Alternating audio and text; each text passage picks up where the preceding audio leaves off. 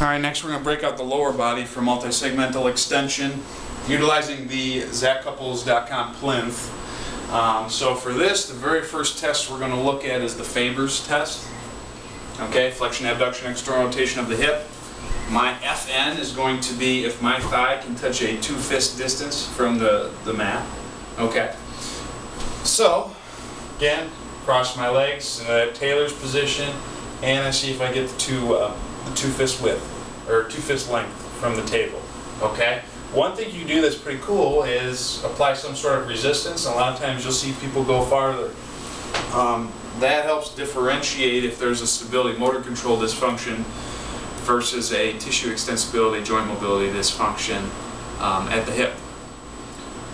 Regardless of what outcome you get with the Faber's, you're immediately going to go to the Thomas test afterwards, okay? Which looks like this, okay? If I cannot get flat to the table, that'd be a DN. You can do some further differentiation.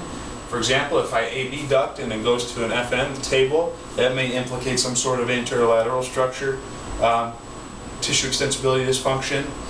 If I can straighten the leg, okay, think rectus femoris, that would implicate some sort of anterior tissue dysfunction. If straightening the leg doesn't matter, then you think a little bit more psoas. Alright, then there's your tissue extensibility dysfunctions. If that was FN, then I would check prone hip extension, which looks like this. I'm looking for about 10 degrees or greater of hip extension with that, with minimal trunk rotation or any sort of high threshold pattern. If I have that actively, then I would immediately go to some rolling patterns to further differentiate to what extent we have stability motor control dysfunction. If I don't have it actively, I check it passively. If I do have it passively, meaning that 10 degrees or greater, again we go to rolling.